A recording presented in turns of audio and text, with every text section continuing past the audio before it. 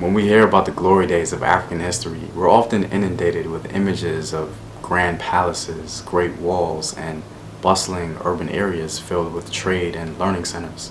The legendary capital cities of African empires and kingdoms amaze foreign visitors due to its vast wealth, which seemingly had no equal. But unfortunately, when revisiting these African wonders, we're often left with this looming question: what happened?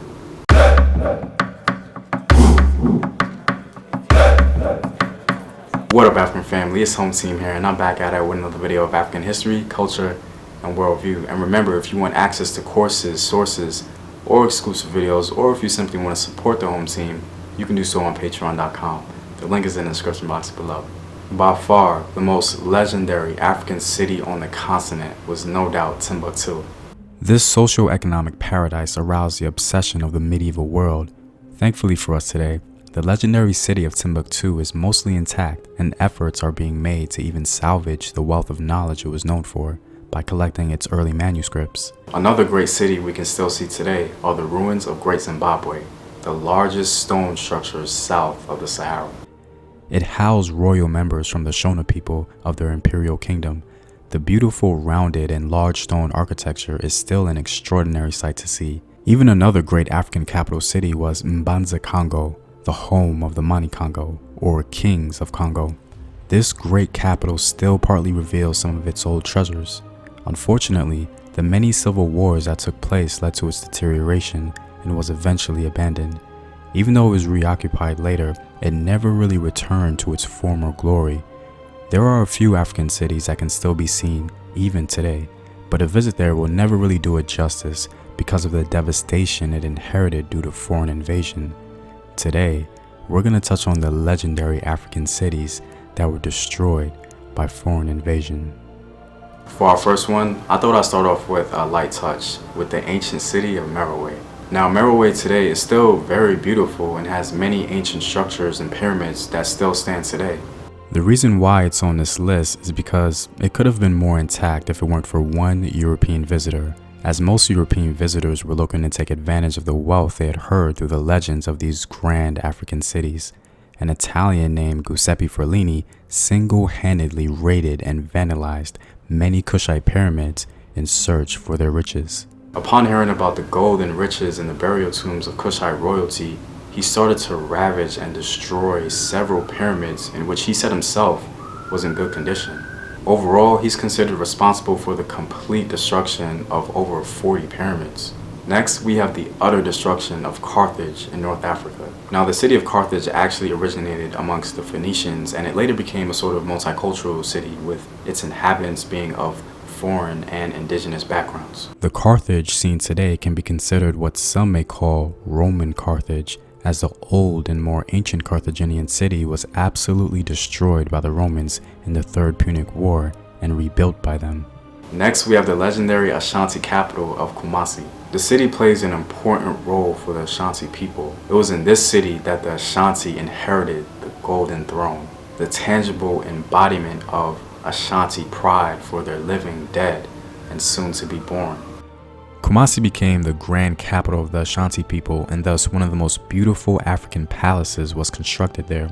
The destruction of Kumasi by the British is one thing, but the destruction of the Ashanti Palace is a great loss for African people because it's a testament to the grandness of indigenous African architecture. The Palace of Kumasi was built by Fanti masons from the region. One European visitor described his visit to the Ashanti Palace and had this to say: "We went to the king's palace, which consists of many courtyards, each surrounded with alcoves and verandas, and having 2 gates or doors, so that each yard was a thoroughfare. But the part of the palace fronting the street was a stone house, Moorish in its style, with a flat roof and a parapet, and suites of apartments on the first floor.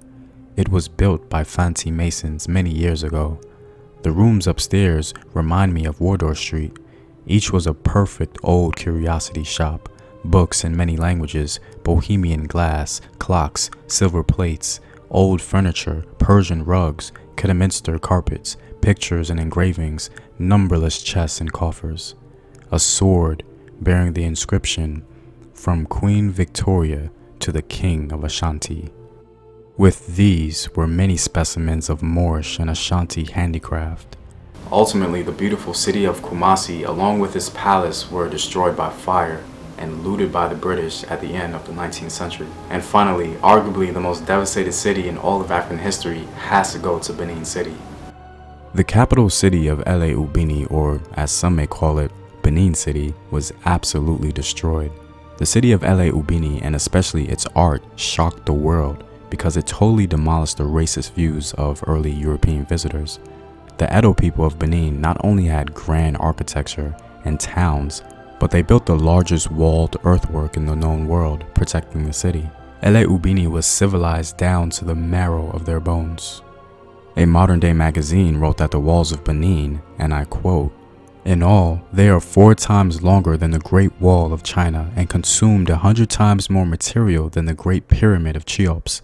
They took an estimated 150 million hours of digging to construct and are perhaps the largest single archaeological phenomenon on the planet."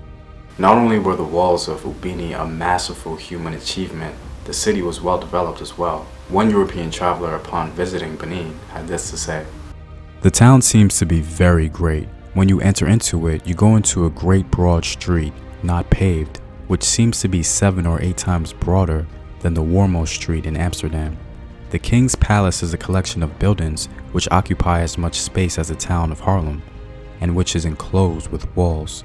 There are numerous apartments for the prince's ministers and fine galleries, most of which are as big as those in the Exchange at Amsterdam.